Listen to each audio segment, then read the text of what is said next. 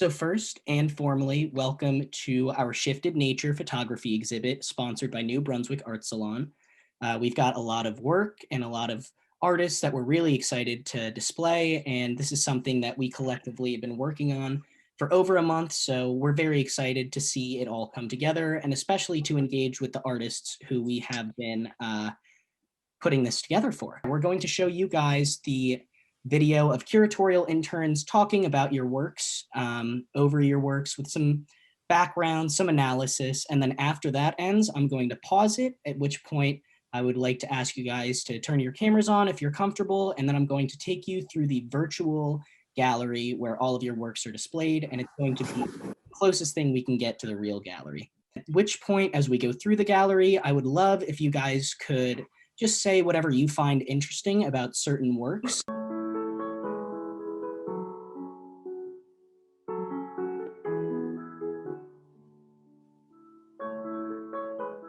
And Mr. Rahim wears many hats, one as a photographer, one as a writer, and one as a public interest lawyer. She views photography as a fine arts, which she combines with her creative writing. Through her works, Anissa is telling a story of the people and places, combining photography with poetry, often focused on showing the ordinary people's life whenever she goes. She shows us the citizen, women, men, and children in their everyday life situations, busy with work, preparing food, meeting with family, celebrating, dancing. Her very intimate portraits and street photographs are an invitation to be a guest of these communities, to spend some time with them and get to know them. Thanks to her stories, we can travel to distant countries and feel as we are welcome there, as we are part of the world she created in her stories. She often captures unique moments, like a woman going out of the mosque and putting on her shoes in a rush, or a taxi driver whom back we can see from the passenger seat, and yet we can tell the tension in his posture. This moment seems like they're cut in a rush, but this is exactly what makes them so unique. Rahim has this ability to capture the perfect moments and the emotions and captivate our attention and make us curious about the story. Arik Gorban was 11 years old when he first started processing black and white films. Since then, his abilities have only been developing by his 40 plus year career as a fine art photographer, both technically and through the creative process. He has spent decades experimenting and closing the gap between what is possible with a camera, digital editing, and what he envisions in his mind. This New Jersey based artist puts special focus on the creative process, but does so without neglecting the technical aspects of the photography discipline. The same care goes into his editing process, which he utilizes to finalize his vision and provide a complete piece. He mastered computer programming and used various software applications. In Eric's photography, an incredible attention to the details can be seen. This artist told himself that taking a photo is only one step of his artistic process.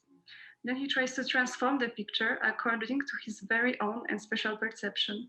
Thanks to his very focused eye, we can admire pattern on the leaves, the slightest furrow on the stone, texture on the trees in both color and black and white photography. Gorban's incredible work are exhibited in various galleries and exhibitions. Artists conduct workshops from street photography in New York and Philadelphia.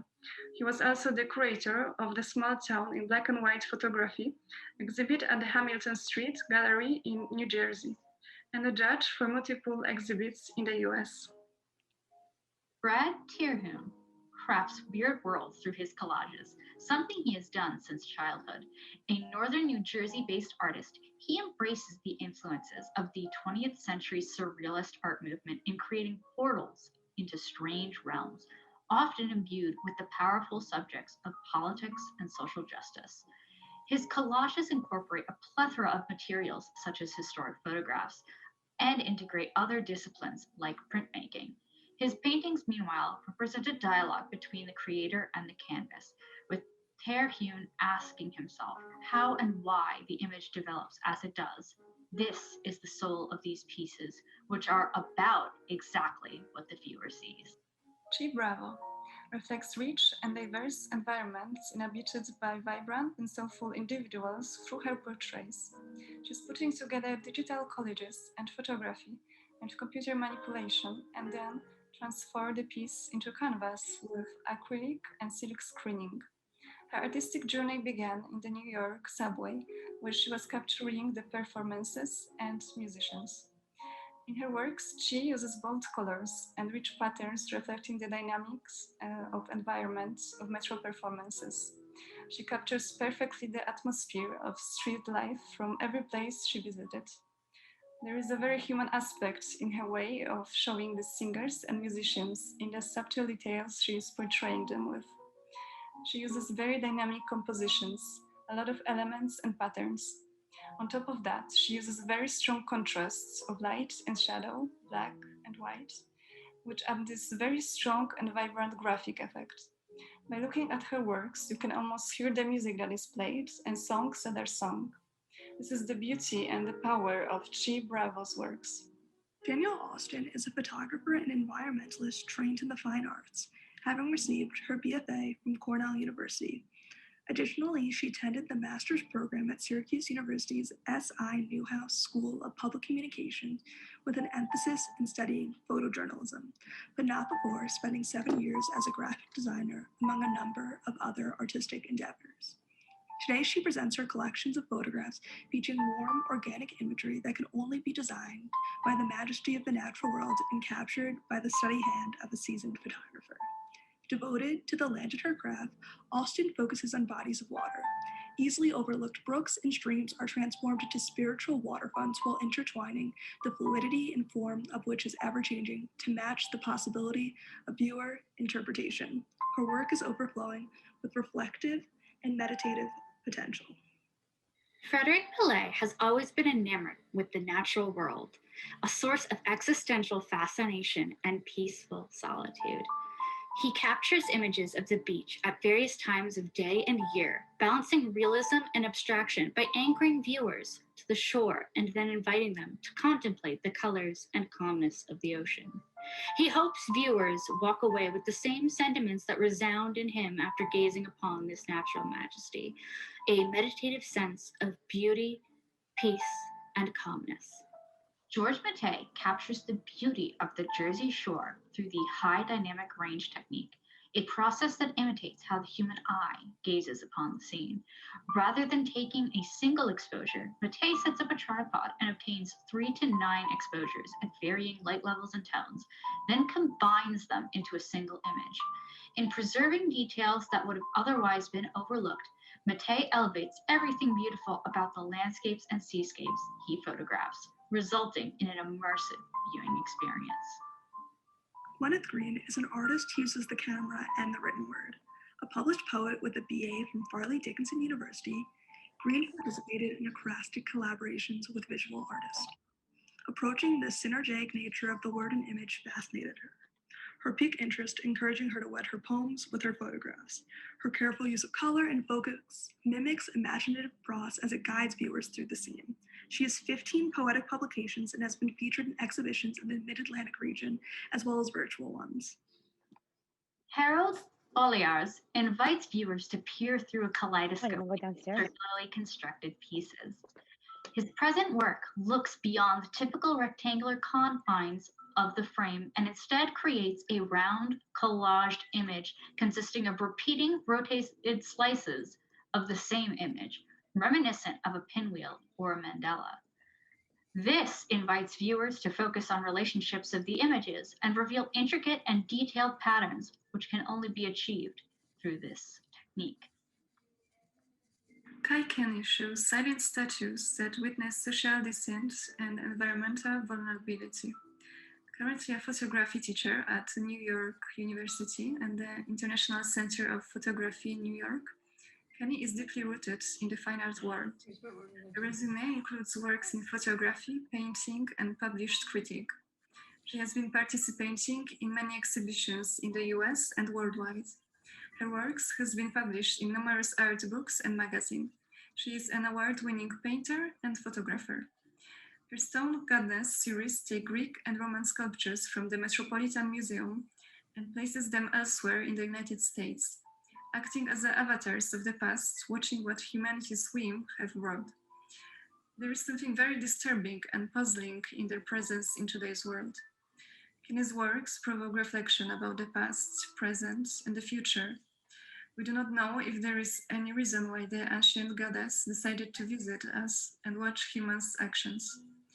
The compositions of her image are very dramatic in the juxtaposition of the elegant and divine sculptures with the world devastated by humans and in their despair regarding our actions. They are silent witnesses, unable to do anything aside from watching our world far apart in their eyes. Linda Trowler is a renowned and award-winning photographer who has dedicated the majority of her artistic career to personal, women, and social issues. Her latest work, Personal Opera, tackles subjects she has been exploring for most of her career, such as gender, humanity, emotion, and aura. She has refined her ability to capture the human body, arranging the human body to best promote these questions of truth and self. Her portraits dare to delve beneath the surface and face the questions of personhood. There is no subject she will shy away from, and the confidence is palpable. She is the star of her personal opera. Lothar Trawler's Children of the Fire is a series reflecting Trawler's personal journey through crisis and destiny that is physically formed by not only the elements of the earth, but by the conscious mind that guides them. The German-American artist and photographer, whose exhibition work spans over multiple decades and continents, now invites us to observe his Children of the Fire with introspective intent. His visually diverse yet equally striking works are simultaneously vibrant and painful. The raw and heartbreaking series is charged with a sense of perseverance in the face of adversity. The scorched surface gives way to new beginnings, as hardships often do. Mark Chernin cites the Hudson River School of Painting as the impetus of his photographic inspiration. He creates scenic images that evoke deep emotional responses like the painters before him, through art with a luminous quality that emphasizes light, tonality, and saturation.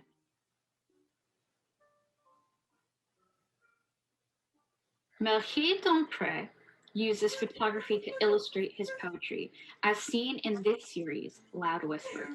Based on his journals, Dompré explores the turbulence of teenage years and adulthood, something many can share, by delving into feeling lost and hopeless, yet still finding inspiration and something to look forward to.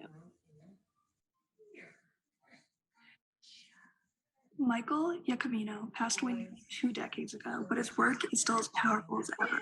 He's able to embody the capabilities of art, whichever medium it may present itself, to evolve and metamorphosize in perpetuity.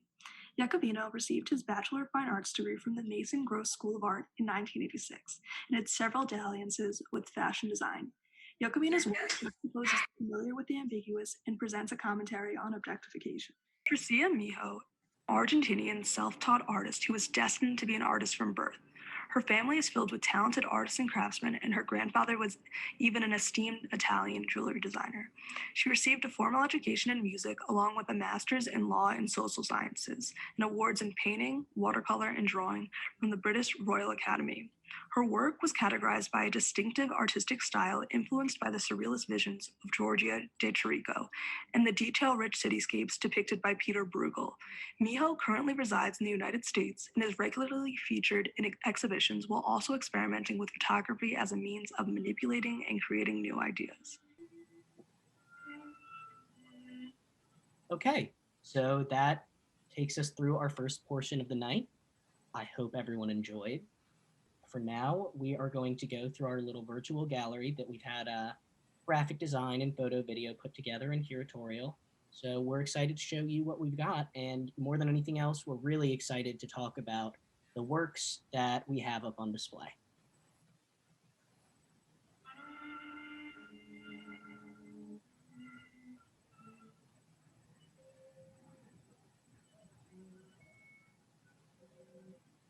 Here's our first work. One thing I really like about this piece is that while it resembles a flower, it almost has a metallic feel to it, almost an industrial feel, just something I find really interesting in some of these works.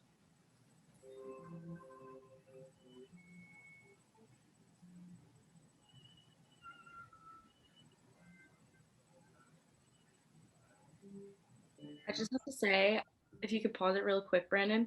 I don't know what it is about this one. I think maybe it's the color, but I personally really, really love it. And I don't know, there's something about it that's very calming. It kind of resembles, to me at least, it looks like peacock feathers Yeah. off of the texture. But again, it also centers around to resemble a flower of sorts. Yeah, hi, this is Harold. The image actually started with a photograph of the Hudson River up near Nyack, New York, the water just coming into the shore.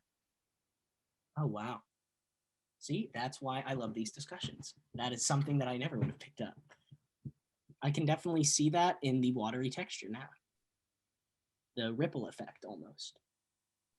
Yeah, if you zoom in on a lot of my images, you get more of a sense of the details that are sort of behind the patterns.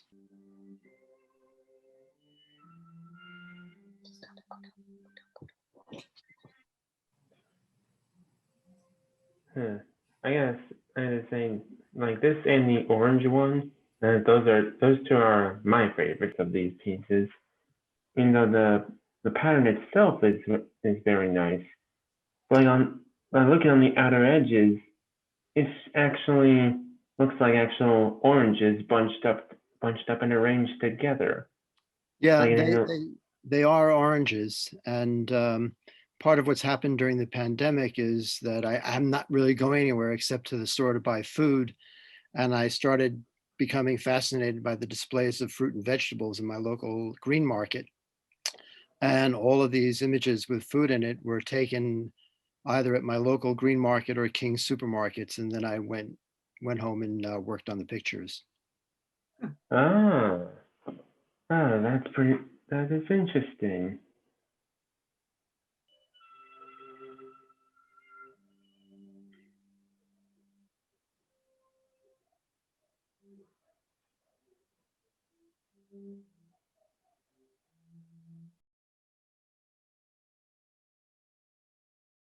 Oh, just before we go on to the next one, those are some of the things that I love the circular imagery, but one of the things I probably like most is like that one has sort of a polished edge, but then the last one we saw has it really goes outside of even that circular frame. So like even though that kind of to me almost that one is like the purple one reminds me a lot of kind of a marble, but then the one after that where you have little bits and flourishes that are actually even leaving, I guess, the circular confines. I just really love the patterns going on because that just feels like it's so intriguing, especially when they even kind of burst out and they're even, but they're not smooth, I guess, if that makes sense.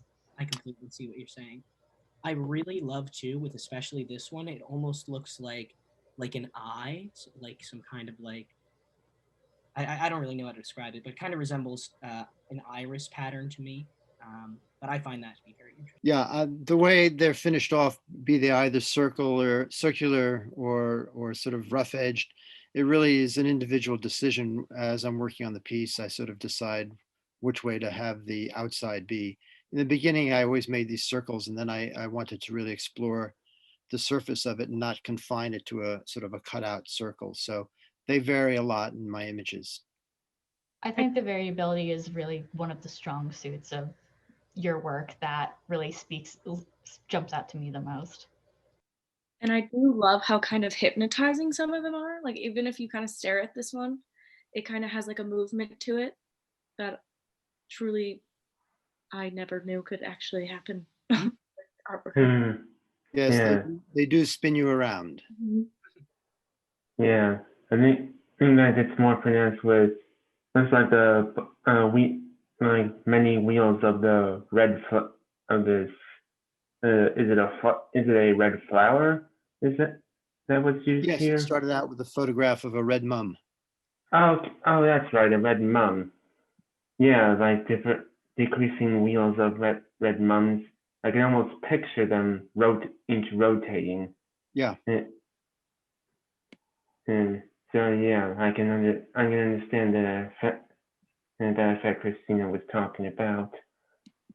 Yeah, there's definitely like an optical illusion, like an optical illusory type effect to a lot of these, which I find to be pretty perplexing. It makes you really want to give it a second look. Yeah, I was gonna say Yeah, it brings into question like how do you depict nature? Because usually when we think of nature, we think of it in a romantic sense where everything is wild and unpredictable. When in reality, like when you look up close at cells or like even salt molecules, everything is so geometrical and almost mechanical, like Brandon said. So it kind of blurs the line between nature and industrial in that sense. I think it's interesting. Yeah, very well put. Thank you. Thank you.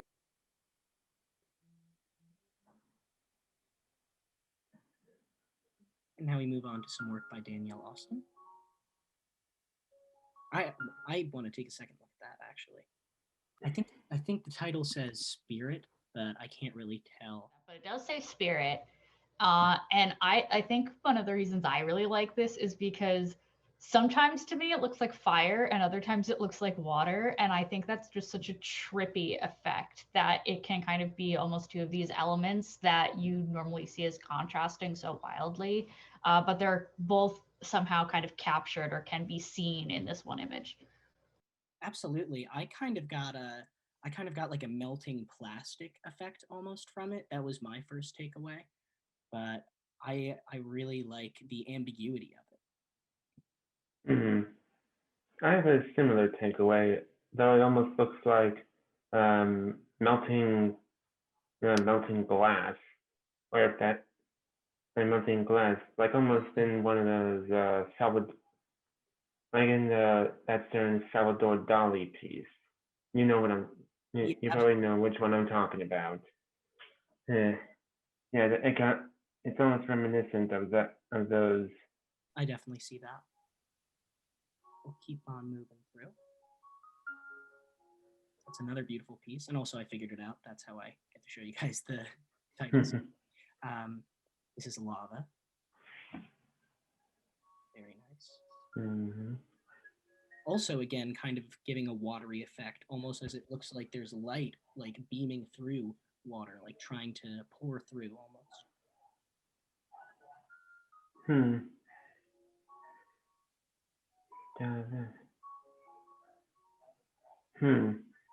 Oh wait, let me just say about that. Absolutely. About the galvanic, even though like the water image I can see again, but like the colors here, it makes me think of like space and or stars, or like maybe in the like the northern lights. There's definitely kind of like a bigger than sense, bigger than you feel to a lot of these. It just feels like within this, there's so much going on that it just feels so grand in scope. Hi guys, it's Danielle. Hello. Yeah, so no, this is what's the beauty of this is that this is very macro work in water, and I'm working literally in an area of probably 6 inches, and I'm actually in the water with it, kneeling, laying in the water, and that was kind of the beauty of discovering this. And this was all done through COVID, as only these areas of like nature preserves were open while a lot of the parks were closed, and the colors are there. And that was the kind of fun part of discovering this, was just watching how the light would reflect on the water and then how it would refract off whatever was underneath the water. And it just became this huge exploration of just how the water moved and just formed around objects, whether rocks or leaves, or just how the light would work with it. And then just pulling pulling those colors out almost to an extreme, you might say. And that's kind of how I feel. It's so small, but it's so grand in that fashion as well. That's amazing. That is actually so fascinating that this is happening within such a small surface area, but yes, like it could be the entire galaxy. Right. I love that. It's a great discovery project.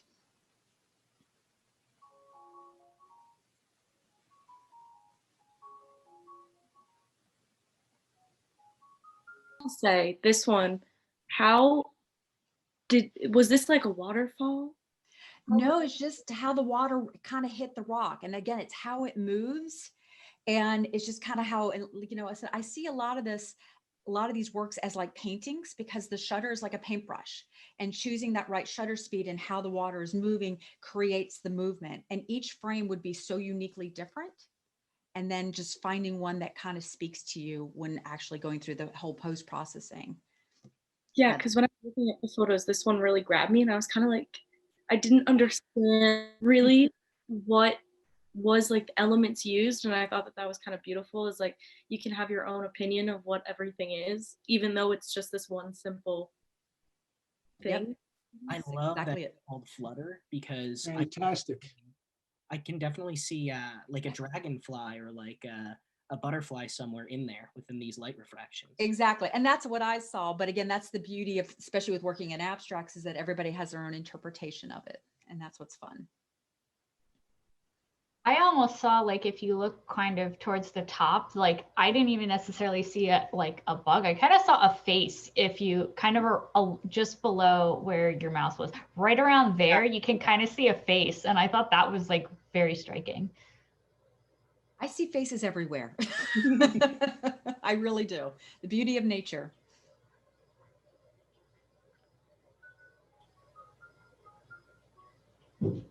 Now we move on to Brad. This seems to be more of a Photoshop effect, and I really love the colors being used here. Something about that red really grabs me, especially contrasted against the light blue and lush green, and then you get this barren forest with the blue sky, and then the children are all in black.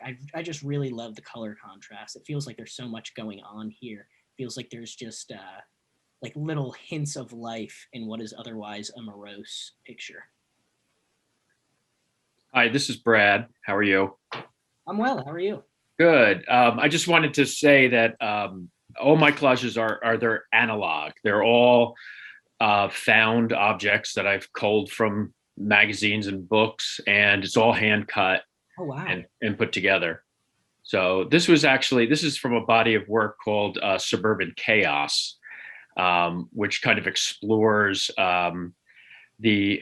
sometimes the dark side of what might be lurking in the suburbs, being, growing up in suburban New Jersey my whole life.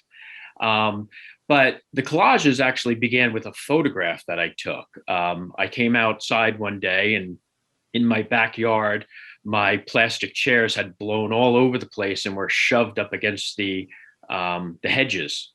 And I took this photograph of it, and I called it Suburban Chaos. And then it kind of was the catalyst for a bunch of collages that kind of explore that subject matter.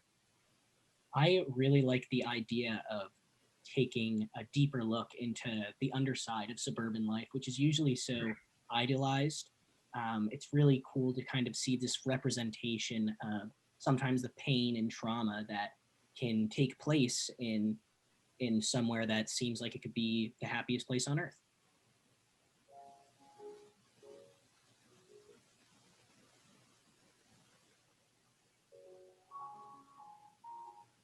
Before we move to the next one, I really liked the mountains between us, because to me it felt like I guess the Victorian era, sort of like in two senses. One, that like most people characterize it as the men and women being extremely separated, but kind of the other movement that was going on during the Victorian time, where there was the extremely proper and then there was the decadent movement that was going on at the same time. And I kind of really liked how, to me, this piece felt like it was calling on sort of two different things. It wasn't just about gender division. It was also about like lifestyle of being more like open and promiscuous versus being very cluttered, and in that sense. Yeah, I also like how, like, as a collage, there are moments where like there's clean cut, like straight lines, or like the dark like suit of the man is clearly separate from like the rock or mountain piece behind it. And then there's also moments where it's kind of less clear and more like enmeshed together, like where the woman's skin and where like the stone is kind of like work into each other almost. It's not so like so like separate and like paper like, so to speak. Yeah, I agree. I agree so much, because I was, as you were saying that, when you said the clean cut lines, I thought about how the mountain is cut in half, but at the same time the mountain connects to the woman. Yeah. It looks like it really is a part of her shoulder. I like to kind of play with space as well. So there's those gray mountains in the middle ground basically. But then there's smaller mountains that came from a shot that was photographed much further away, but it's in the foreground. So I like to kind of play with that, spatial relationships there. Yeah.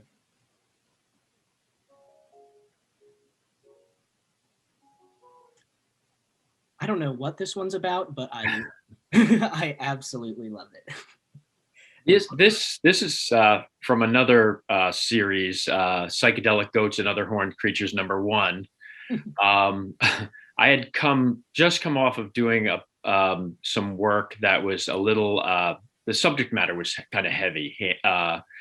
It had to do with the fear of others. I was working in a group situation, a collaborative situation, and the beginning of that started with looking at the Syrian refugee crisis. So we were kind of dealing with racism and a lot of kind of heavy stuff. And I needed somewhere to kind of play, lighthearted. Everybody loves goats. Who doesn't like goats? So they kind of have, they kind of struck me, this is the first one. They kind of struck me as this psychedelic. There's mushrooms in there. I think somebody used the word trippy before. So it kind of has, that's where I was kind of going with this. I'm going to be honest. I feel like this is something I'd have like a notebook and this is the cover. Maybe. I would say this is, that seems like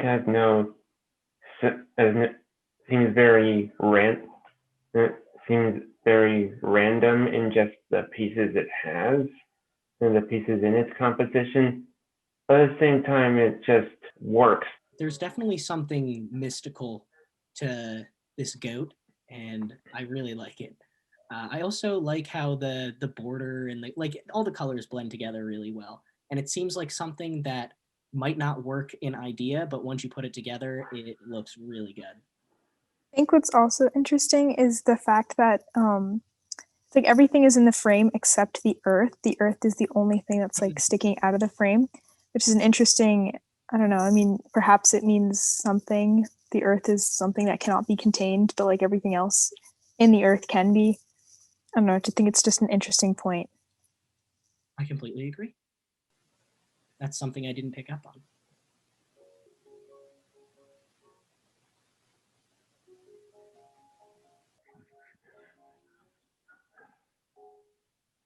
Yeah, I see that this one seems to be more visually striking than the first one. Just from the color of the goat and the overall colors of the background. There's something very like 60s Jimi Hendrix to the background, and this goat in the human body kind of is reminiscent of BoJack to me. So just a lot of really good things going on. Uh-huh.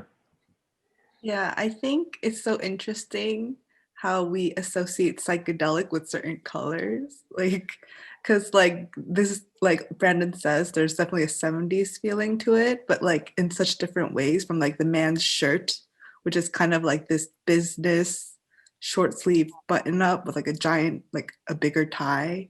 And then behind it is just like really saturated purples and like greens.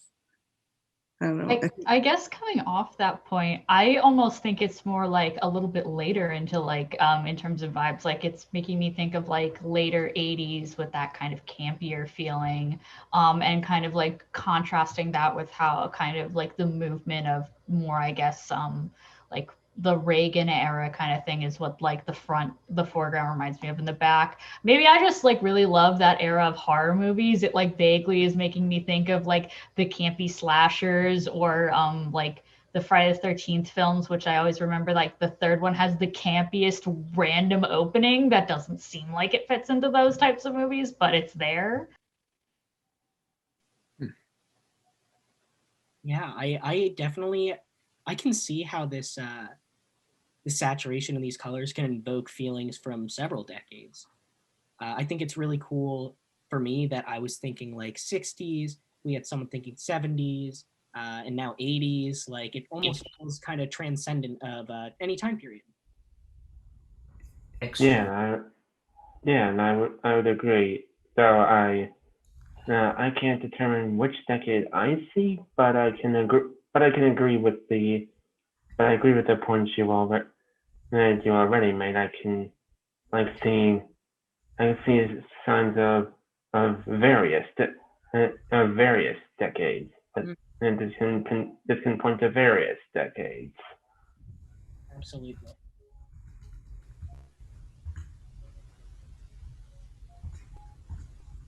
Coffee, we move on to Frederick Black. These are really stunning.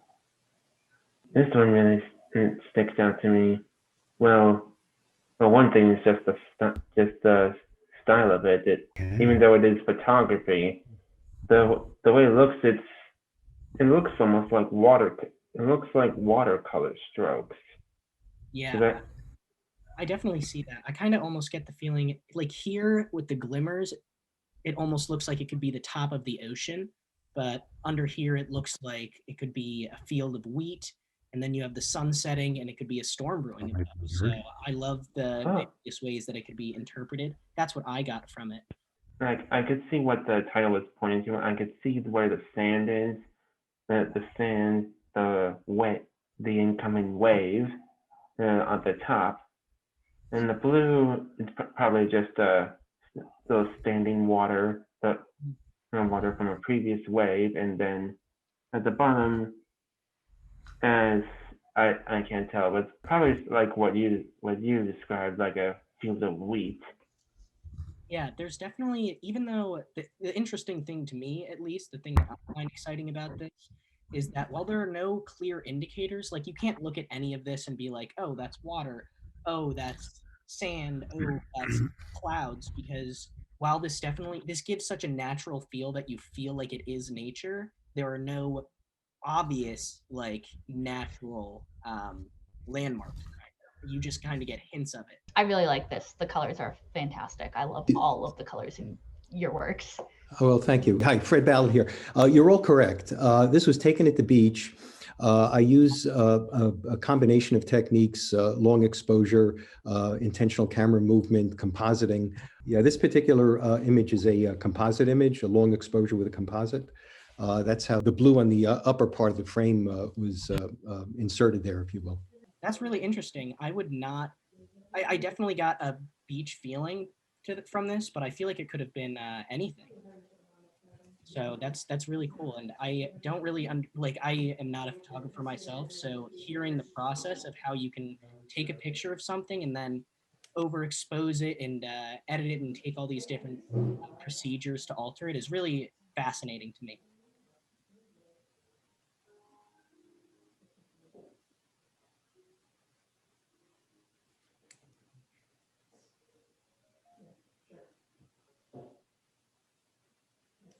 I really love this one because I kind of like, I know that it's the beach, but at the same time, it looks like you're looking at a waterfall, which I think it's just very, and kind of the way that the exposure was done, having there be kind of those, I guess they do look like paintbrush strokes. So and the fact that it just kind of feels like it could be almost like any body of water is very fascinating. Can I make a comment about the previous painting? Absolutely. I mean, photography. Yeah, I'm a painter. And although I have a lot of background in photography, I started out in photography. As a painter who has started out in photography, I find this very painterly. It's also reminiscent to me of pastels. And I don't look at it as a beach scene. And I just look at it as a very mesmerizing scene of internalization of a person. I just think it's a very emotional photograph.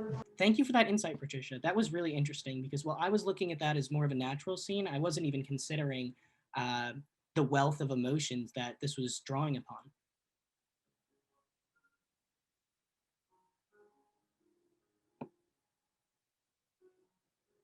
I just seem to notice that the sky and the ground look very similar. Like the sky almost appears to be more iridescent sand, as if continuing off to the horizon. If that is the sky, if that's not just a continuation of the ground, it's hard to tell actually. If that's a reflection of the sky or just a continuation of the ground.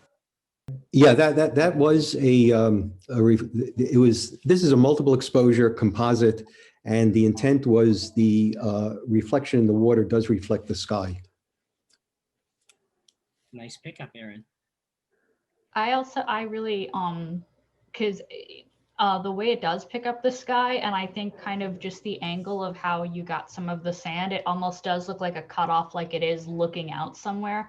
So I just think it's a very well composed shot in that you can almost interpret it as the water continuing to the sky, or it is just the water and there it is. So I really applaud how you kind of really well used the sand to really kind of create almost, because I also thought at first, oh, it's the sky bleeding into the water, but it is just the water, and it's very amazing.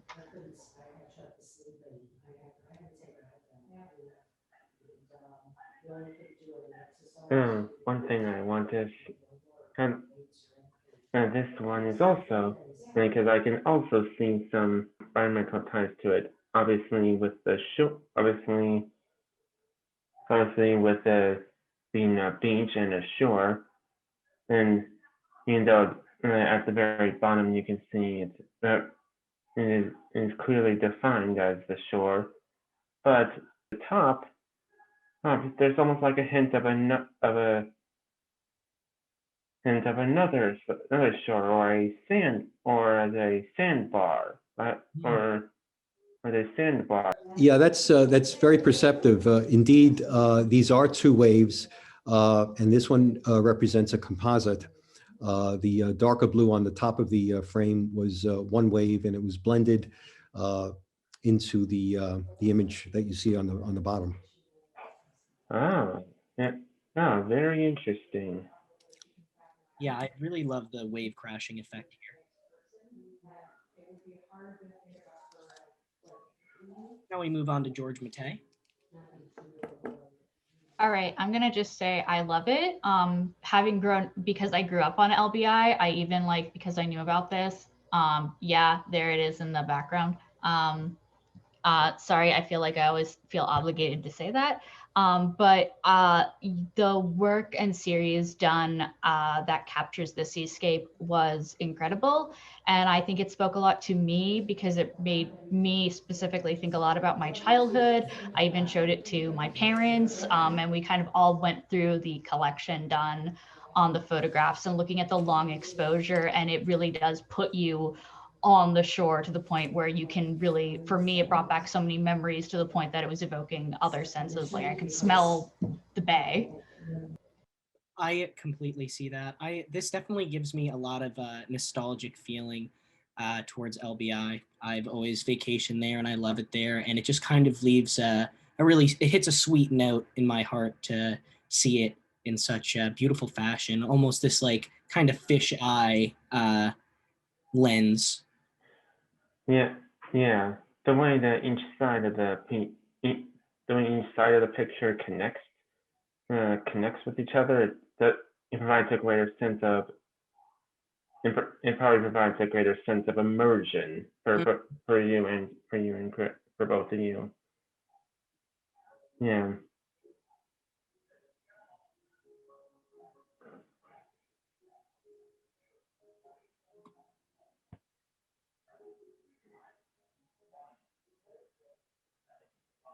This is simply beautiful. Yeah, this is striking.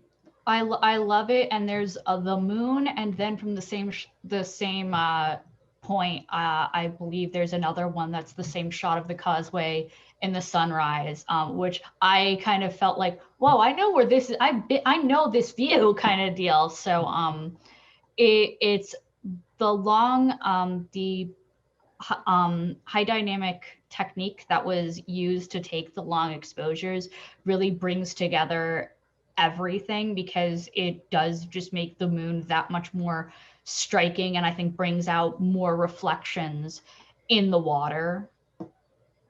Yeah, there's something about this deep blue color that was captured that is just really serene. It's just such a deep blue that it just kind of makes you think of the heart of the sea.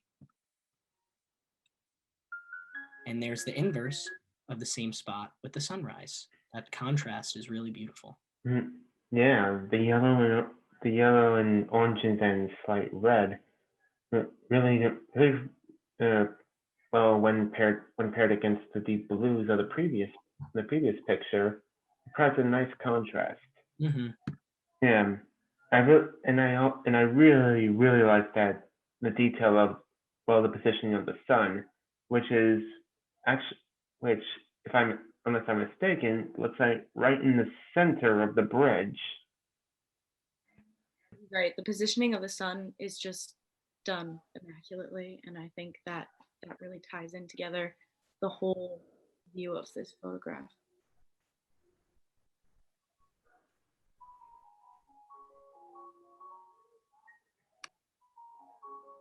I really love this because it feels like I am there and like I can like it's so I feel like I'm looking at it through my own eyes, which is what I really like about this. Yeah, this is definitely another one where when you kind of look at these images, kind of they seem so strong that they evoke other senses. For me, I look at this and I can just smell the wafts that are coming off of it, and it's incredible. All of these photographs to me are more real than real. It's like experiencing life in a hyperzone. It's just, they're amazing. I completely agree. I completely agree. It's like I can see these exact containers of oysters at a real fish market.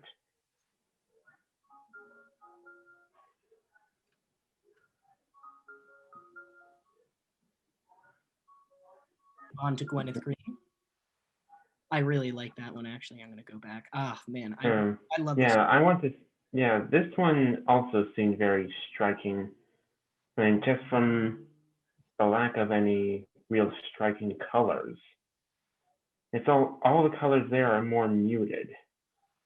I agree with Joshua, because a lot of the photographs will really highlight a specific color and only specific things in the scene. And I think in mood in particular, the choice of using that very soft yellowish gold, almost brown, and having that be sort of the highlighted color, where it does, you know, that something's a little bit different from the monotone, and it really makes you kind of double back and look, because you almost see something different, but you have to really examine it to know for sure. Whereas the next piece we're gonna look at has, I guess, a striking green, and you like automatically know, where this one you really do have to sort of, it catches you, but then you have to think about it.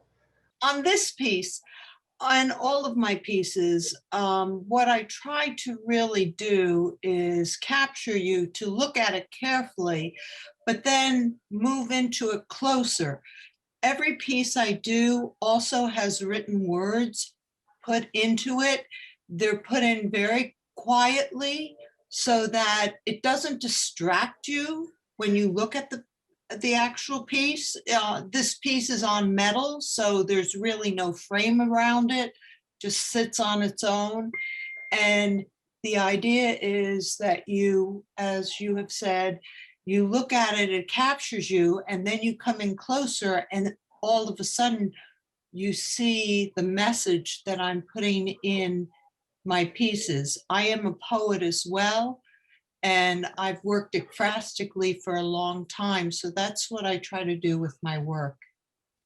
Yeah, now that you mention it, on that second look, you can really, that just shows how well these were blurred in, because they seem like a part of the natural environment. And then once you really do start to immerse yourself into it, you can start to see the messages that have been hidden in.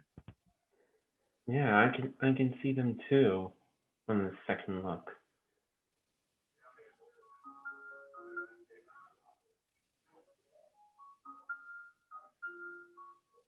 I'd say the title and the title is, and the piece really does reflect the title very effectively.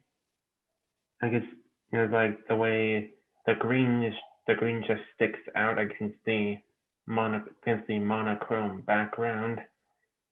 It makes it seem like the new reality is the new plant, is the new greenery. Like new reality is growing in place of the old one. Yeah, this definitely seems like to me like a renewal of life, kind of like how if you die and decay, eventually you'll decompose and turn into flowers and grass and grow with the earth. And that's kind of what this feels like. It feels like a new beginning surrounded by this darkness. It almost feels like an apocalypse has happened or the world has died, and just now these new signs of life are starting to spread through. Yeah, another thing is how large they are, because when you really examine them, obviously the green tones pop, but then when you look, they are just kind of like the leaves and the sprouts, which shouldn't really be that big when you compare it to the rest of the background and kind of see like, oh, these are full-grown trees. And it almost looks like, it looks more like tropical plants that are growing in this wooded forest. So I don't know if Gwyneth, if you want to say, are they like just very close versions of I guess sprouted plants that you've enlarged for this piece, or? No, actually, I will tell you that I take photographs when I am, impressed with the scene. And this scene was taken within the last year. I was out on a hike in one of our local parks here in Monmouth County. And those plants are actually what they are. And with work with the photography, I decided that, and if you can find my words in there, because it really has to do with a new reality with all we've been going through in this past year.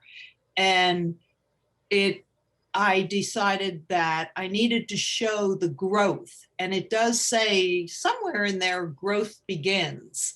And I usually try to write either a haiku or a 6-word story. I try to keep my words limited so that you're not hunting too hard for my message, but my message is always clearly put in there. Again, as I said, the idea was to attract your attention to the photograph, not to see words. And then when you get close to it, the words reveal themselves to you and tell you the rest of the story. I really appreciate that approach. Yeah.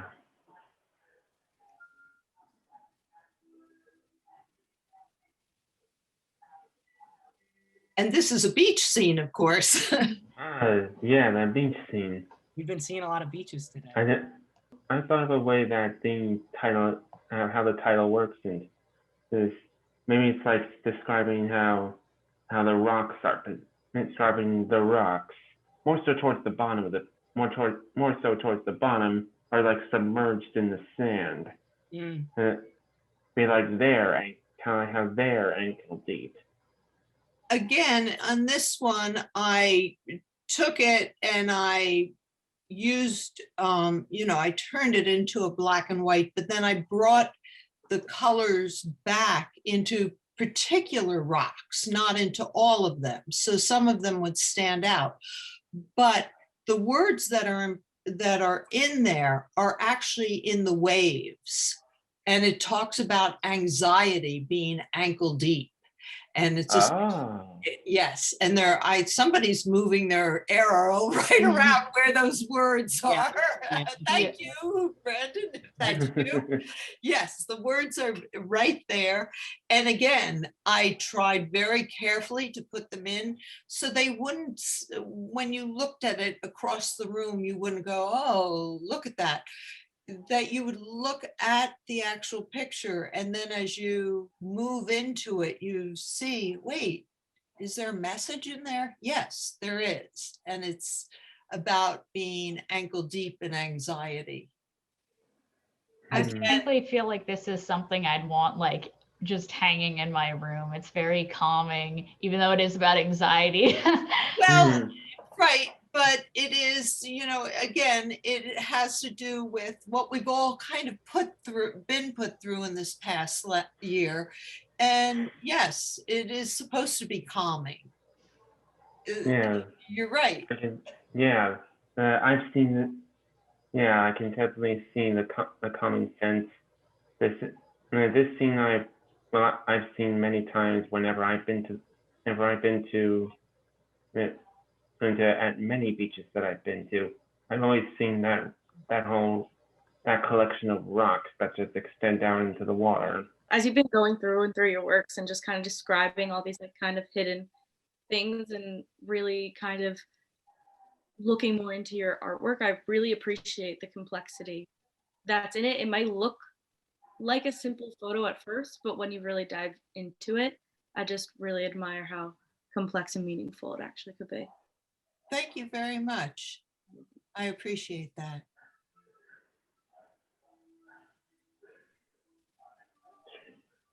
Again, here we have another example of when I've taken a black and white and I brought back the color, the real, and those were the real colors that were in the scene, but just added them in. And again, there are words planted in there, and you have to hunt to find dream drifting.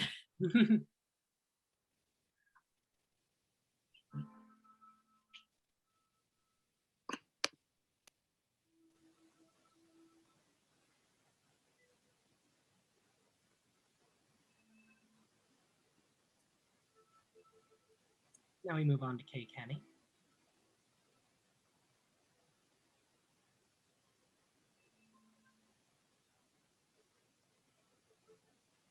I have to say, I saw this one in person and I absolutely fell in love with it.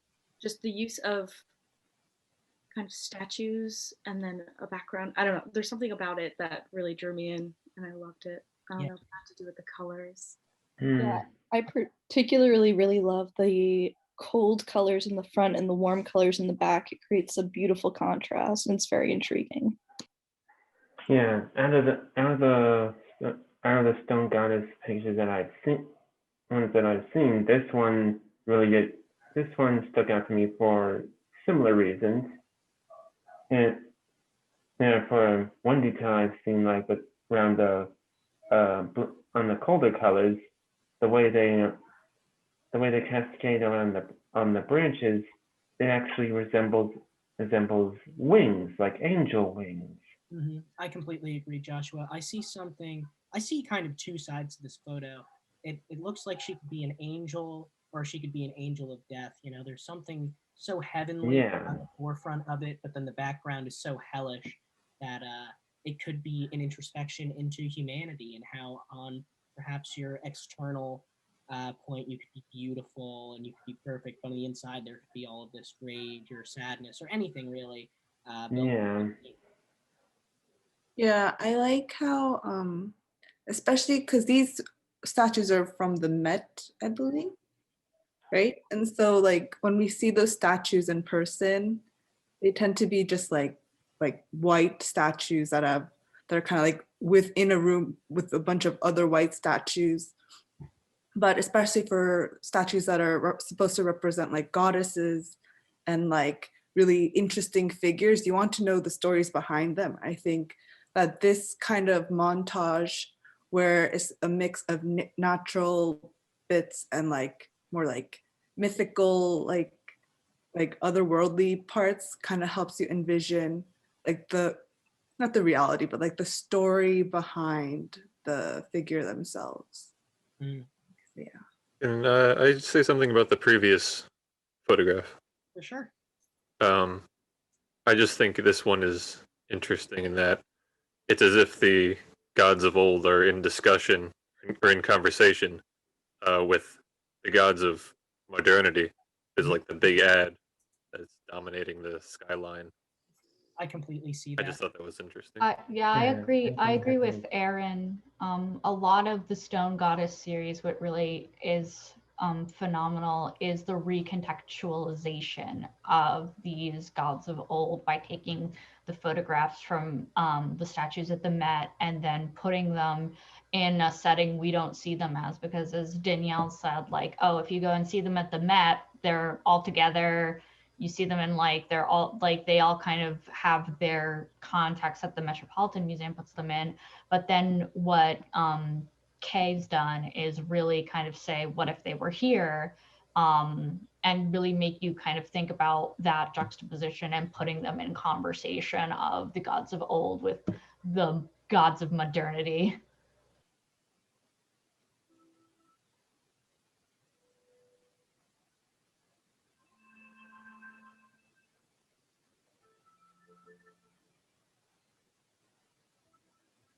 Guess I can jump in now and say that all of this work, the backgrounds were all photographed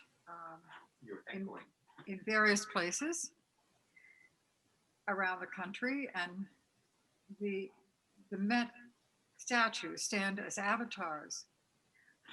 And this is really all about the Roman ruins, or rather the fall of Rome, and what I was seeing happening to our environment. So that's what this is supposed to symbolize. I really enjoy this series.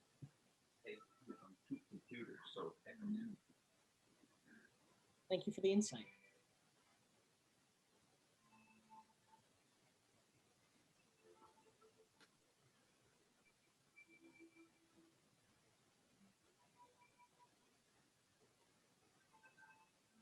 It's nice too to see this because we've seen at least how they were ordered. The last goddesses were more so in a like a city type environment. It's nice to see them juxtaposed against the natural landscape. Yeah, actually more. Yeah, my comment that builds more on that is it almost looks like that one statue blends into the walls of presumably a large rock or a cave. It's almost like it's like carved out of the, giving the impression that it could be that the statue was carved out of that whatever rock. I can really see that. It seems like it really just fits in perfectly.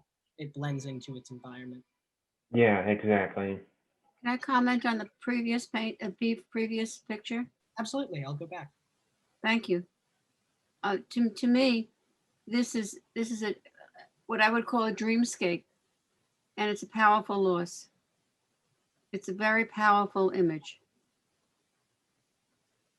It's overwhelmingly powerful. I really agree.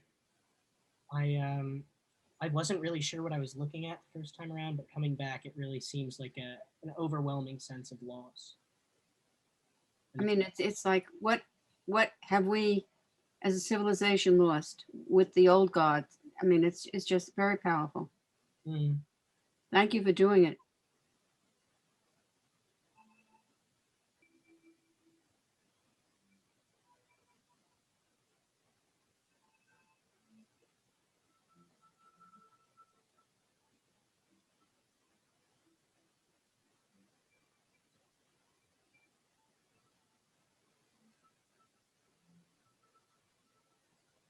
Thank you for your comments. I appreciate your insights. Thank you. I appreciate your insight as well, and I really I'm glad that we got to work with you because I really enjoyed that series. You're just so gifted in what you're doing. Now we move on to Mark Sheridan. This is a really beautiful shot. And once again, this the way this looks, it seems like a painted piece, but with more fine cut. I really agree. With more fine strokes as opposed to like the watercolor strokes from what we previously saw.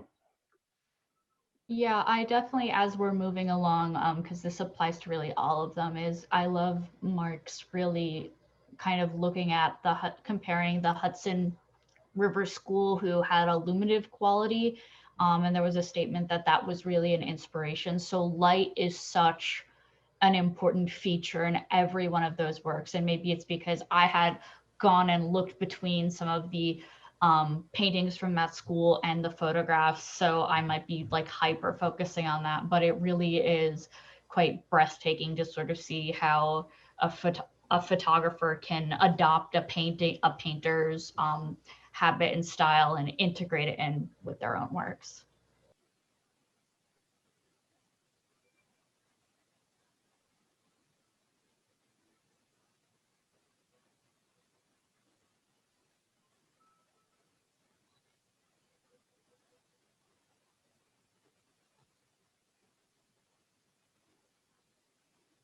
I really love this one because it just looks like a painting to me. It really does. It looks like it could be out of the 1800s or something with this old cabin. It looks so beautifully brushed. I love that. Yeah, yeah, it definitely looks like something from like the 1800s, I should say, but not just in the sense that, well, it's an old cabin, or looks like an old cabin, but just from the area around the cabin.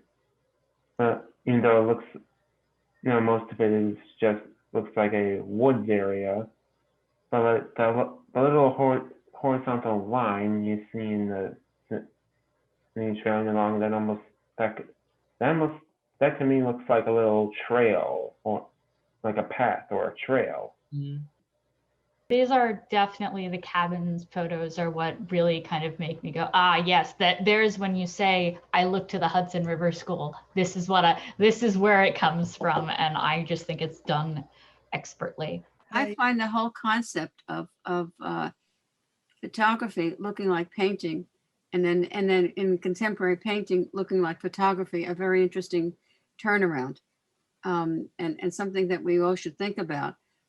I go back to what Matisse said when he talking about his painting. He said it's a painting, and this is a photograph, but it's like a painting.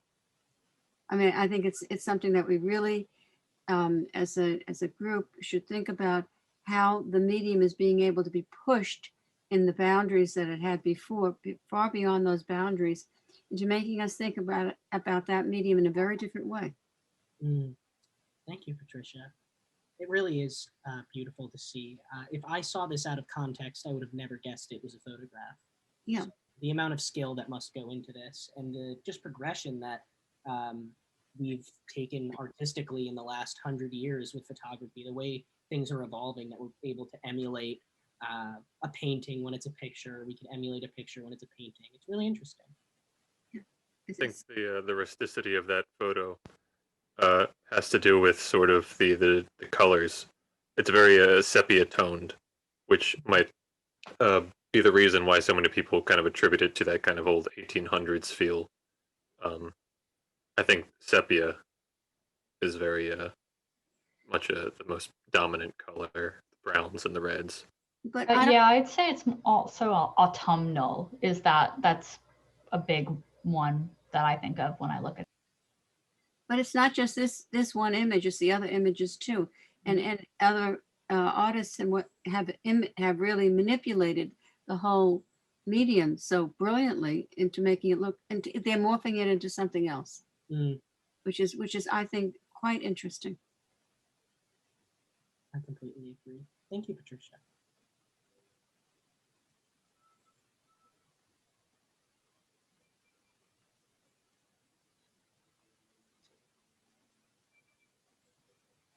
This is, I really like, I also love Cheese Photo Set. It just gives me kind of like, almost like a graffiti-esque feeling to it.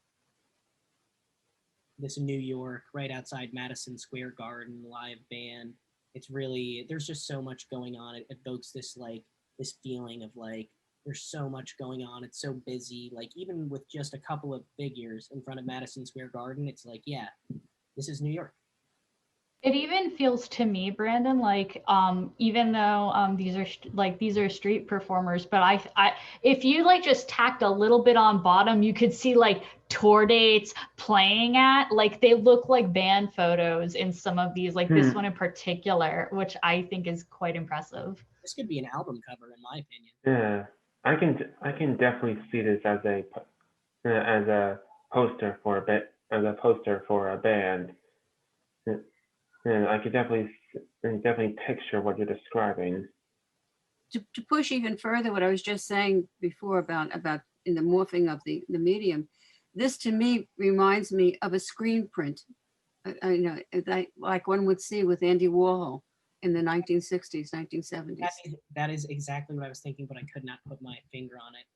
And reminiscent of his and art. for doing this, it's to see these artists take this what has now become a traditional medium for over 100 years, and being able to manipulate it in this very, very varied ways, I think is remarkable and very interesting. I completely agree. Very Andy Warhol-esque.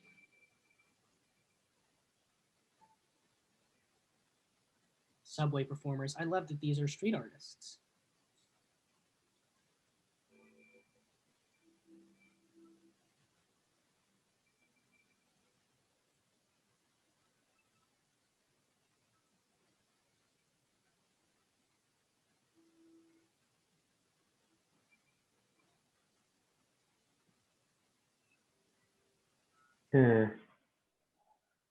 Yeah, I love how I do appreciate how like each title is part of this, still says subway performers. It definitely gives a strong urban like urban feel to it. It definitely emulates a very urban feel, in each of the associated pieces. It just feels so passionate. All the colors, all the instruments, like all of these clashing different things. You can just feel like I feel like I could almost hear the music. Like you just see the passion that comes from these street performers, who don't even have like necessarily real gigs, who are doing this for a livelihood for the sake of survival. You can just feel how much this means to them through these, and it does more than any normal photograph could. I feel like also because, which probably contributes to the urban feel, is how stylized, not just the photo as in general, but when you look at the individuals who are pictured, even in the previous photo that was in Havana, kind of seeing how these are photographs, yet they don't look like it because they are treated in terms of you are seeing a certain sense of personal interpretation of manipulating the image, and that kind of like what I love doing with the songstress is following the shape of her face and how her cheek I get juts out. There's probably a better word for that, but I can't think of any right now. But how kind of like that's almost like a Disney kind of face line, and when you notice it on other people, you don't necessarily, because you're looking at hair and all that, and how in this case her hair is blacked out, so you can really notice things about a person that are not necessarily present otherwise, or harder to see otherwise. Yeah, I think it's interesting how we know, like, how do we know that there's subway performers is through like kind of like obvious means. Like she has to make it clear that this is a subway through like the street signs and like the direction, the R, and like, but like seeing how the performers are like so centralized and like put forward, it's like, it's almost like you can put them anywhere and it would change the location, but those artists stay the same as they are. I agree. That makes sense. Like, it feels like they're bigger than the environment, you know? Yeah. Like this, I'm almost certain is Grand Central Station, and you wouldn't even think about it because you're so focused on these larger than life caricatures.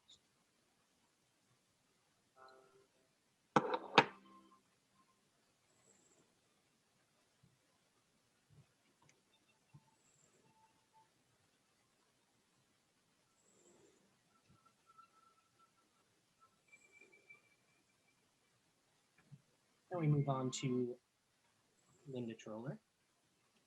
Also, I really enjoyed this photo set, and it's somewhat unique from most of the rest of it, from most of the rest of what we've been looking at, and it is unique in a really beautiful way.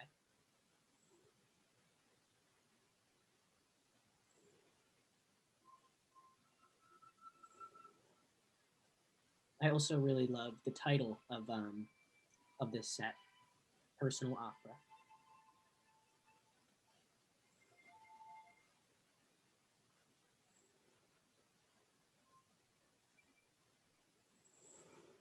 Yeah, this just really feels like an embracement of oneself to the fullest degree, just like full contentment, like just fully being the star of your own universe, you know? There's a lot coming through in these, and it's really moving. Yeah, that's what I see in pretty much all the pieces in this in this group. Yeah, Like embracing of oneself and being a star of your own world. I really love this too. It's just an embracement of what it means to be human, what it means to age, you know. That beauty is timeless. It's really nice to just focus on it. I think another thing about this image is it does feel like kind of the juxtaposition of younger and older, but there's a sense of ownership, like owning that you're getting older instead of some of these other, sometimes people look at aging negatively and maybe like want to avoid looking like they're getting older, but this feels like taking an ownership and having a sense of pride of, yes, this is who I am. This is what I'm going through. And there's something very powerful about this image in particular. Yeah, it's just a full embracement.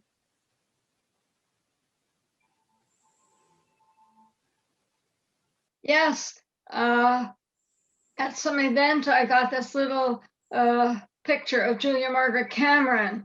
You know, in the 1880s, she announced herself, you know, and I turned 70 and had my retrospective in Germany, and I'm still announcing myself. And I'm so happy that, Chris, you saw that divide and that connection. And so luckily on the screen here, and I'm thankful to be part of your event, is when I saw on a common book magazine that features books, featured Susan Sontag, and I saved that page. And you know, it is Susan Sontag has been revered in the press and reviled, and old in America is getting old, and celebrity is young, but regular people are old, and the veil is so strong.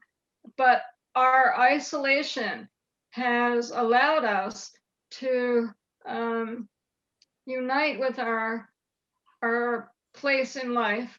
And it was a wonderful opportunity that your curators at this gallery chose pictures that really represented some of my thinking. Thank you. I'm so happy to have you with us.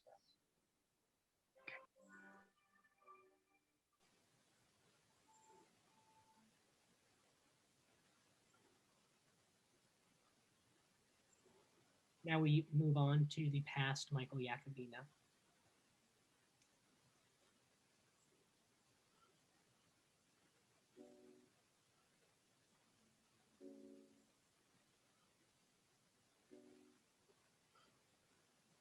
I feel like a lot of Iacovino's works, to me, when I look at them, they feel very introspective, which entitled number one, I think, is a very obvious way of looking at it because there is someone actually looking in a mirror. But I think throughout all of the pieces, there is this sense of it makes you think about, it makes you turn inward more than outward.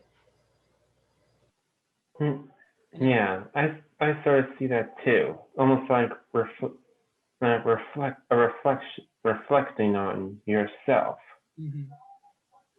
And again, I'm a sucker for it in photography, but I just love the way that some of these artists play with color, you know, the black and white all around, and then on the reflection is the color, you know, however you want to take that. I'll leave that up to you. But I just really, I like what it could mean, you know, and I like to think about what the artist might have been thinking.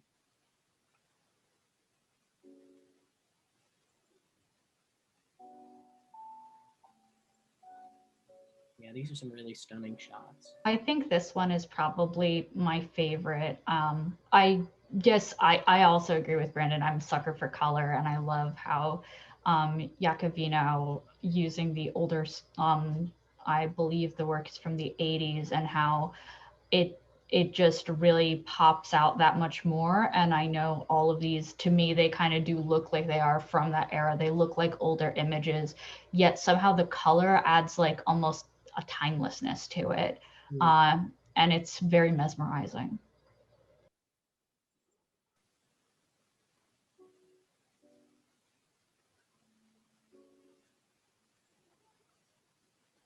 I don't know what it is about this photograph, but there's something about this woman laying on the ground being videotaped, but expression is neutral. And there's just something powerful about this photo that I can't quite put my finger on.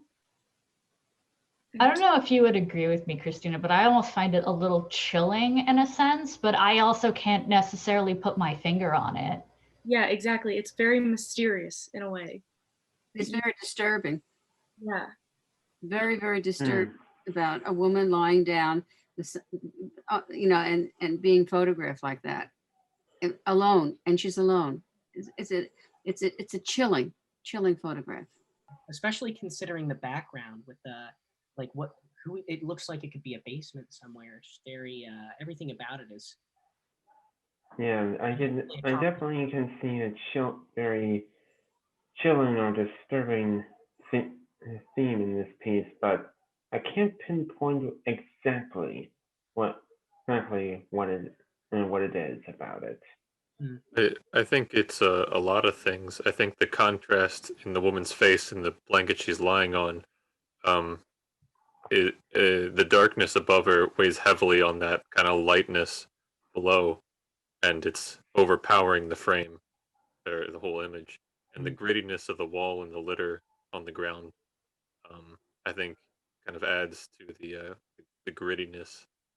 Not to mention how it contrasts with kind of the angle of the camera and how we're doing a woman in repose.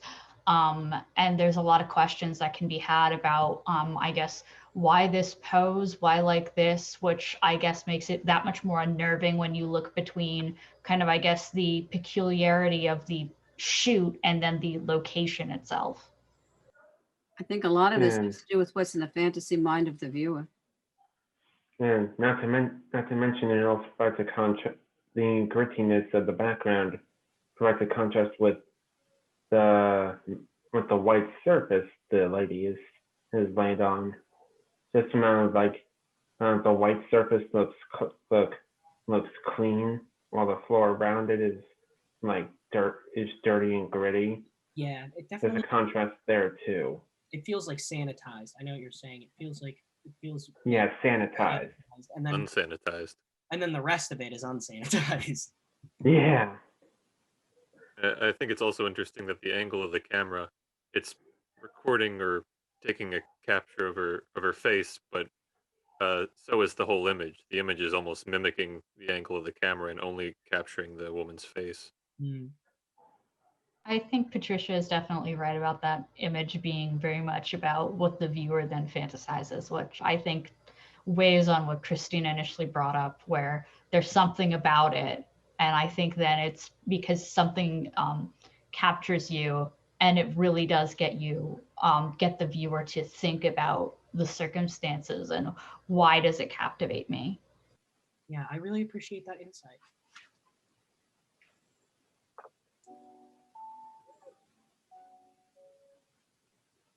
Now we move to Anissa Rahim.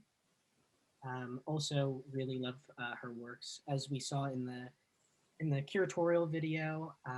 Just these shots of these kind of like in the moment shots. They never feel scripted.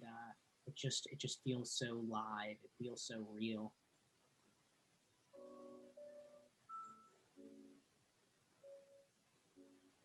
especially a lot of these places are not places most of us are familiar with, so they're very entrancing.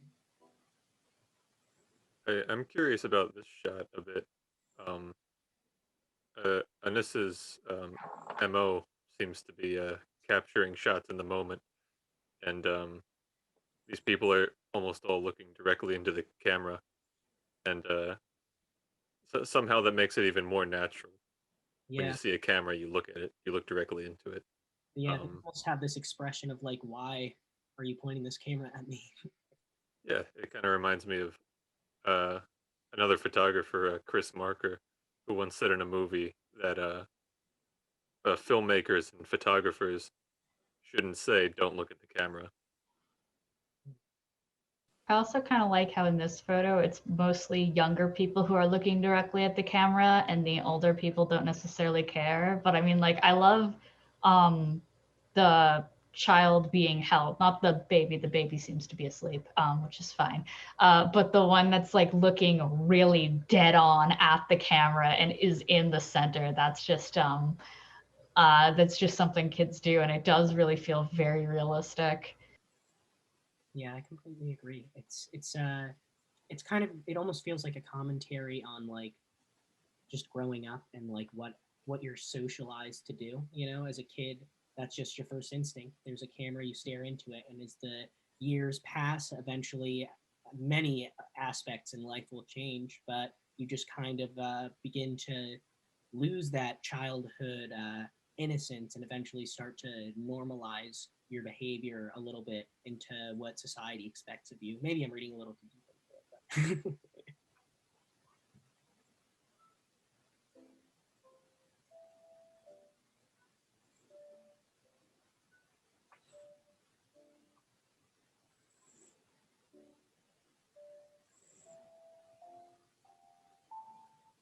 speaking of unsettling, this is extremely so.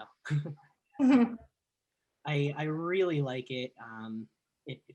That mannequin head. I don't even. I'm not even sure I know what's going on here.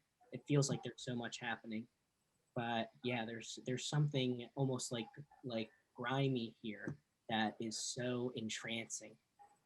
Hmm. Yeah, even though the title of the piece is wood installation, when you think of installation, you think of something, well, like mechanic, like something like mechanical or something like that. Like I can't think of the right word to describe it, but something about this. This looks more This looks more well tuned to more natural, and it almost reminds me of like like a swamp, just from the colors of the just from the color of everything. Tricia, did you have something to say? Yes, actually, all the pieces that I brought for the installation to the show, I mean, are a hands-on installation in the woods. So then I have manipulated the photograph to have a continuity in the colors, to show that unity in the staging. And I want to thank to being selected. Once again, it's a big honor to participate in this show. We are incredibly grateful to have you, and I'm very glad to learn about how these were made out. I'm really interested to find out that you've installed all of these personally. I really like the idea of that. Thank you.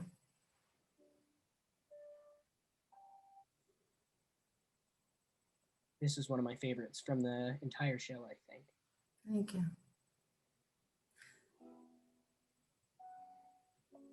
Yeah, this was part of somebody said before of the COVID era. I started last year and I keep adding. Here we are, where I live is close to the reservation mountain. And I was drawn to be in that area during the pandemic until now. So there's a lot of going on there that you can exploit.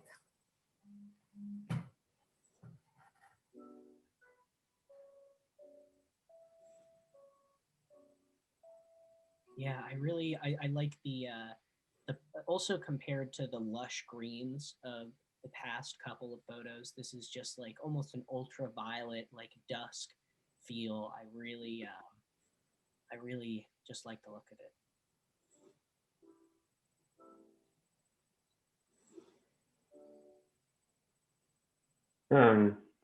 This one looks similar. Looks like a lighter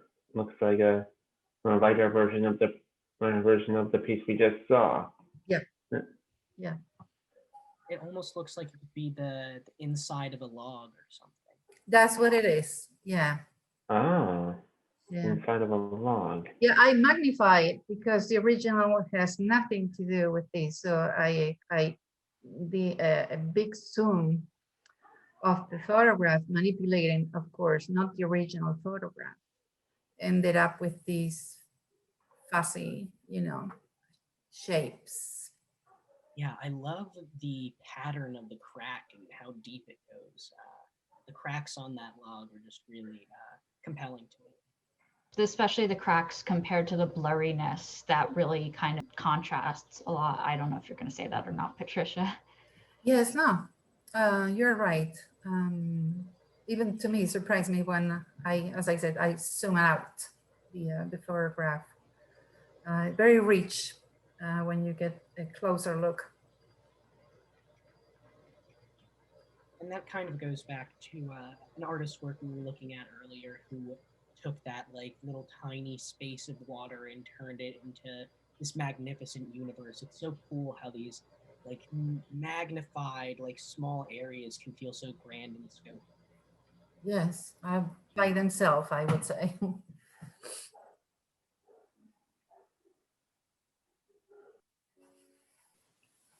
Thank you, guys. Thank you. Find this work very intriguing. Congratulations. Thank you. Now we move to Lothar. I enjoy this video set because while I believe it is natural magnified elements, a lot of it feels very human as we go through it. I don't know if anyone else will share that conclusion with me, but a lot of these kind of remind me of like cells or like lungs. Some of these represent almost to me like human decay from the inside.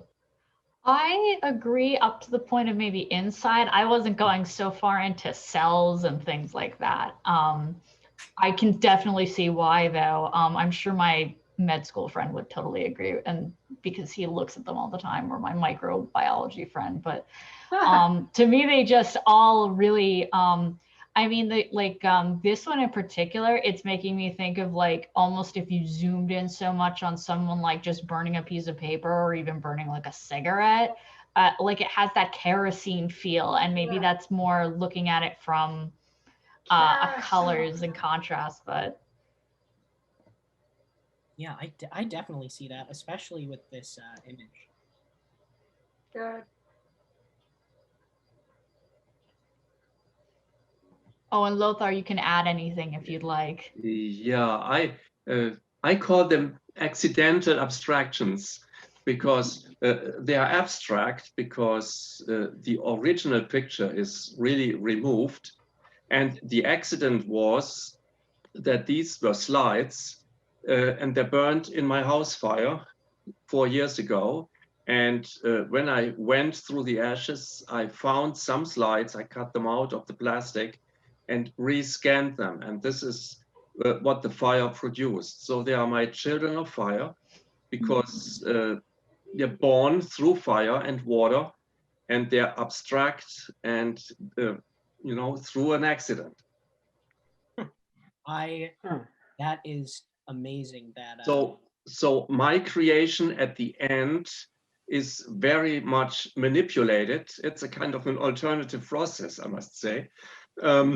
And my major work was the editing of the remains of these slides. I think it was beautifully done. I absolutely love this one. Me too. Yeah, that was my first one I scanned in, and I said, this has potential. I have to do something. And it has such a painterly quality to it. It reminds you, each picture reminds you of some painting you might have seen somewhere. This reminds me of a Clifford Still painting. Yeah. I think this one also because it captures almost the spectrum, because at the top you have the scorched super carbon Yes. black, and then as you go down you see other things. They are very captivating. Yeah. And to think that this was actually born from flame, which from looking at it makes perfect sense. You know, that seems exactly to be what it is. Yeah. And the colors are just created by the chemicals in the emulsion of the film. So these are not the picture, not the colors you saw in the picture. I don't even know what was on the picture. This is lost.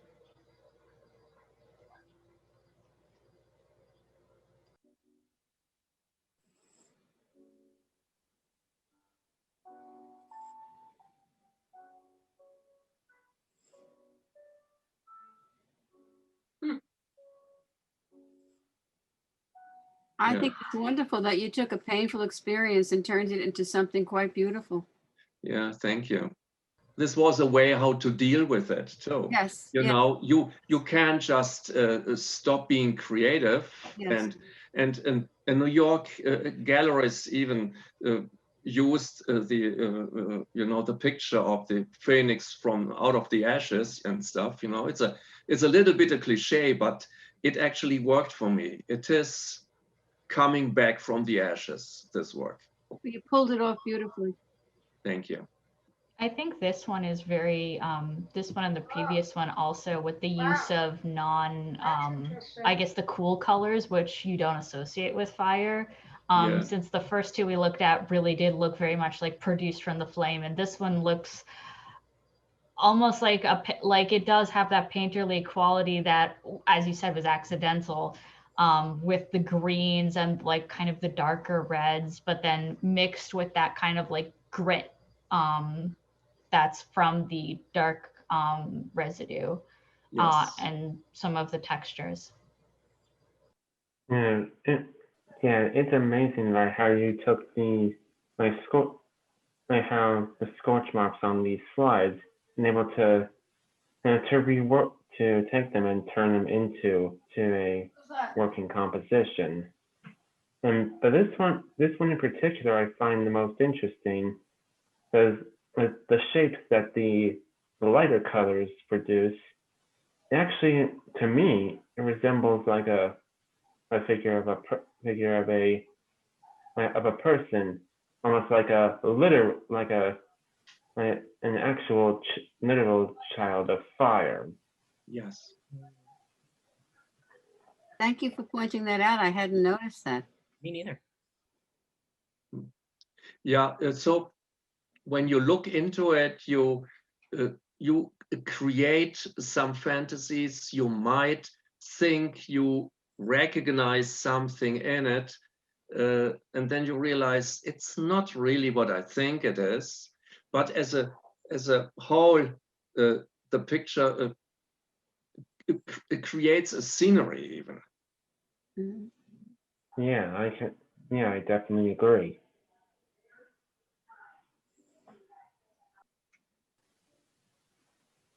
Oh, that's the door. Okay. Yeah, we're getting close. Seems very calm, but also kind of haunting. And somehow the fog, well, obviously it's grayscale, but it looks like there's fog in it.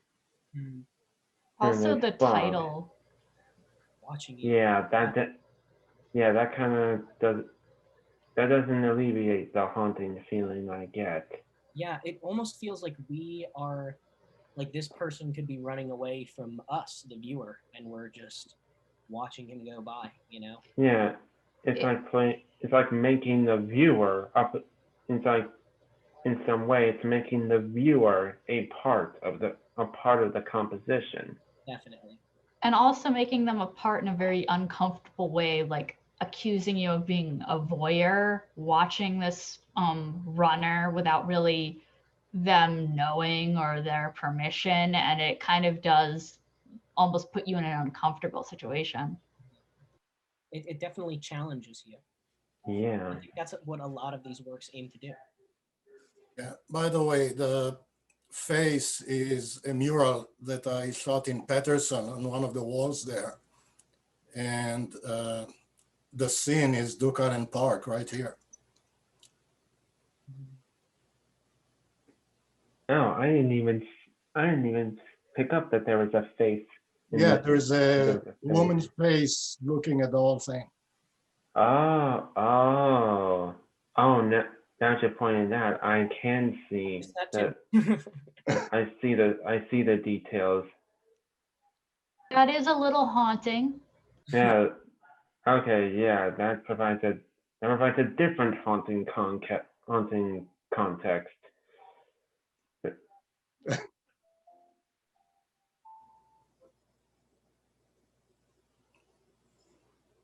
I love this one. It does really captivate that, like, even though it's an infrared, it feels so wintry. Just because of how, even though you kind of know that they're not that they're like the trees and all that, they all look like, I guess, like those when they have in the winter those like little fake trees that are like, they look like someone went and just sprayed the entire thing with that frosty white. It really looks like that, but in real life. Yeah, infrared makes foliage, green foliage, people, make them look bright. And the colors are sort of what's called false colors because the infrared doesn't produce these colors. But so it does take some post-processing. This reminds me of the last photo, almost in theme. To me, at least, it feels like, especially the last one was so ethereal. Like, this feels like it could be from another dimension. It feels like it could be like the farm put through a parallel universe. It just feels like so otherworldly when you're just really like you're looking at essentially a farm that's been put through an infrared, but it just feels so like it doesn't even feel like of this earth. I think that because the infrared changed parts of the ground and like the earth to a blue tone, that definitely adds to that feeling.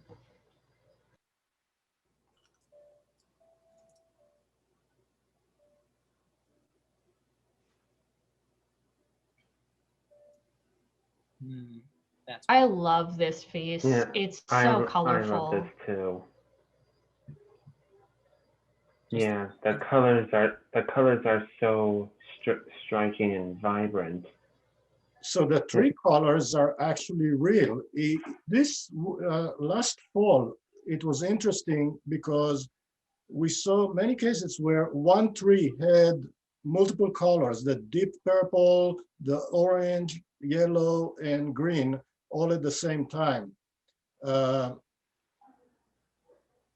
There were about 7 different layers to make this one between textures, and the car was taken in West Virginia, the trees in Watchung, the background, I don't even remember where I took it. Yeah, I love the color scheme, and also I love the almost like phantom feeling hood, how it looks like a ghost car, like it could be fading away, but the leaves still are like interacting with it physically as if they were resting on the hood of the car. Yeah, I almost felt like it was like the trees were reclaiming the car. That was kind of where I was seeing it from. That was my perspective. Yeah, that's where I was seeing too. Like part of the car was being absorbed back into nature, and the point it was being absorbed to where the leaves are. But the point about like this tree having several different layers of colors in its leaves all at once, that's pretty astounding. I have never seen any autumn trees I've seen never had that many colors. Yeah, I notice it in New Jersey and Pennsylvania. I go to Pittsburgh a lot, and I've seen them also there. So it's the first time I see it this way. Yeah, it's really striking.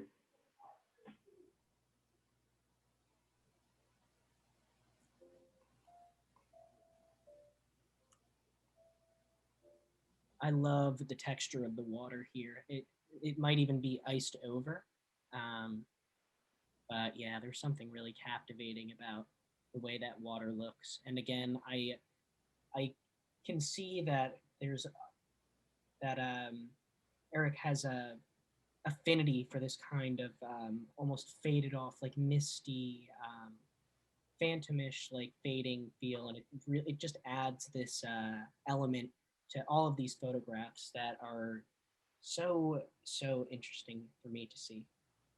I think, Brandon, what you also said with the water, to me, it almost looked like the water is like a sheet, with kind of how smooth it is and how it goes over the terrain, which it has a smoothness to this that almost feels artificial, but you know it isn't, which I think is what also makes me want to like look at it a lot more. I really think it's a well-composed piece. Yeah, it's just long exposure that makes the water look so good. It looks like it's ice, but at the same time, it looks like it's running water, which is such a cool optical trick.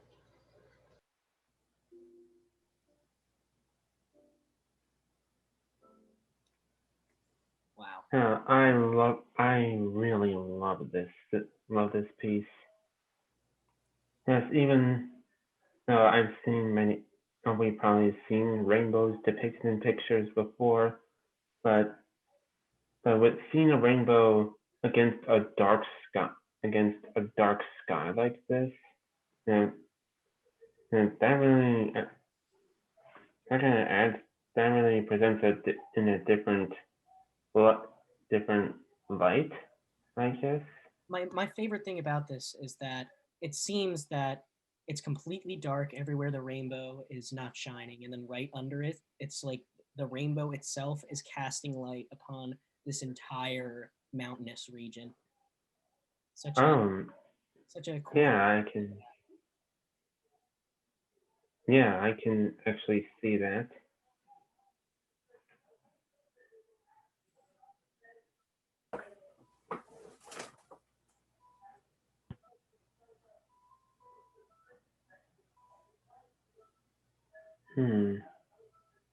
I really like these portraits. Yeah, they are.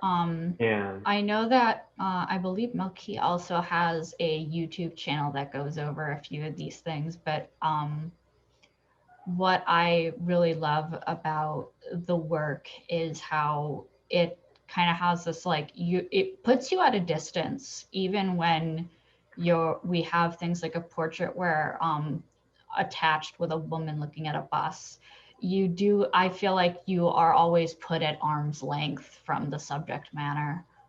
Yeah, the way that he plays with distance and space is really something to underhold. Yeah.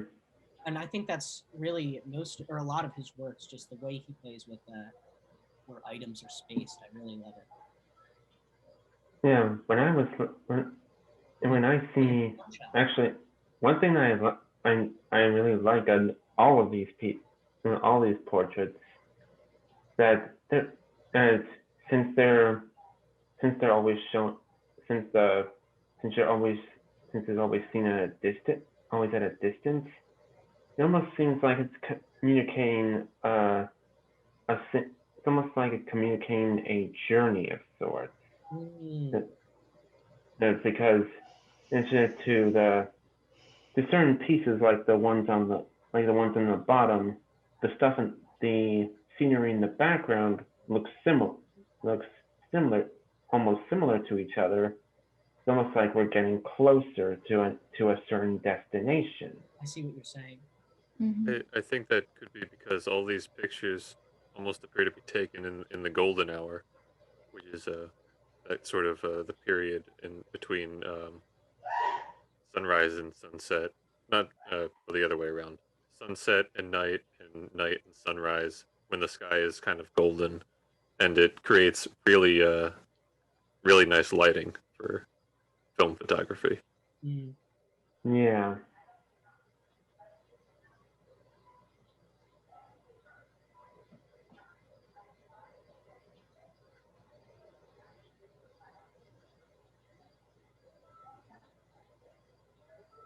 And with some of these, you'll see like a person separate from nature, and then you'll see nature itself. But here you get to see the person interacting with nature, and just how, even just standing in this field, he's engulfed.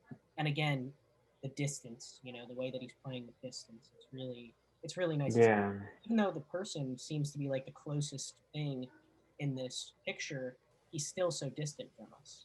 He's far the subject. When there are people, they always all seem to be like looking elsewhere too, kind of, which in a way, like, not only are they not interested in the viewer, but they're guiding the viewer where they're looking, and it sometimes is almost like, no, I might be in the most clarity, but you should look over there, and then you can't entirely see and you're wondering what they're looking at. That's a really interesting point.